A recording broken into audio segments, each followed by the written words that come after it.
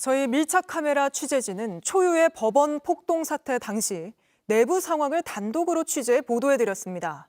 하루가 지나고 다시 찾아가 보니 법원은 여전히 폭동의 밤에서 완전히 회복하지 못하고 있었습니다.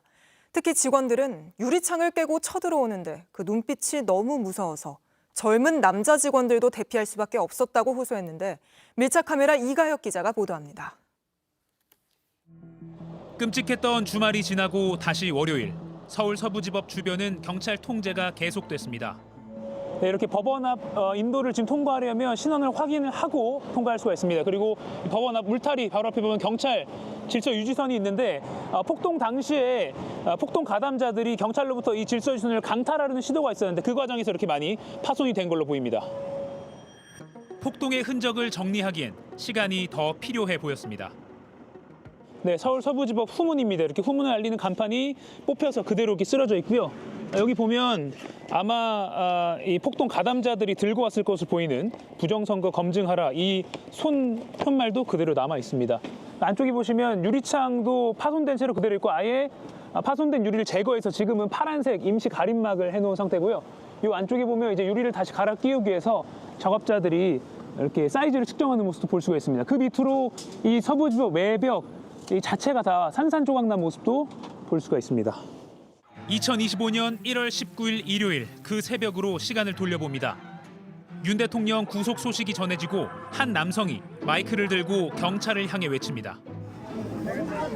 국가가 정복됐는데 왜 우리 맞습니까?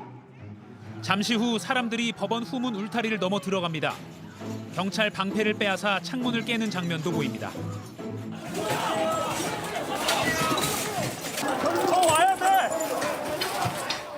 스마트폰으로 상황을 촬영하던 JTBC 취재진도 내부 상황을 보도할 필요가 있다고 판단해 청사 내부로 따라 들어갔습니다. 법정이 모여있는 청사 3층. 아까 밖에서 마이크를 들고 소리치던 그 남성이 소화기로 유리문을 여러 차례 내려칩니다. 영장 발부 판사 이름을 거칠게 부르는 소리도 들립니다. 판사들의 개인 집무실이 있는 7층. 사건 관련 기록, 판사 개인 물품 등이 있어 출입이 엄격히 제한되는 이곳에서도 차은경 판사를 색출해내려는 시도는 계속됩니다. 비상대 필요 있는 거 아니에요? 뭐 없어요? 여기 판사실인데 여기 있을 것 같은데.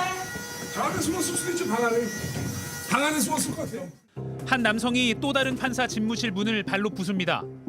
전도사로 알려진 한 보수 유튜버 이모 씨로 확인됐습니다. 문을 부수고 빈집털이 하듯 판사 집무실을 드나듭니다. 여기 없어요.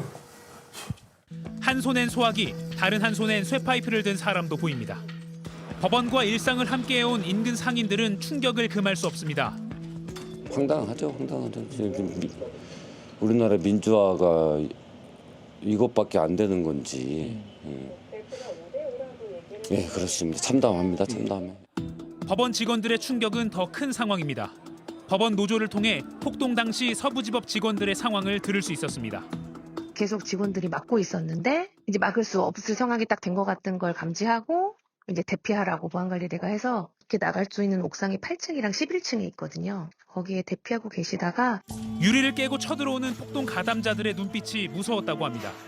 젊은 남자 친구들이었는데도 그 눈빛을 보고 너무 무서워가지고 대피할 수밖에 없었다. 막을 수가 없었다고. 집기를 훼손하고 사람을 이제 해하려는 목적이 눈에 너무 많이 보여가지고 술을 드신 분이 좀 많았던 것 같다고도 하고.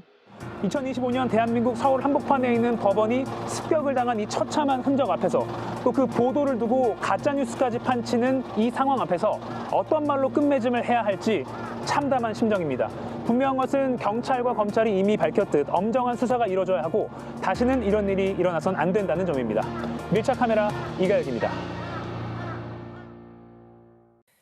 JTBC 뉴스를 시청해주셔서 고맙습니다. 저희는 저녁 6시 30분 뉴스룸에서 뵙겠습니다.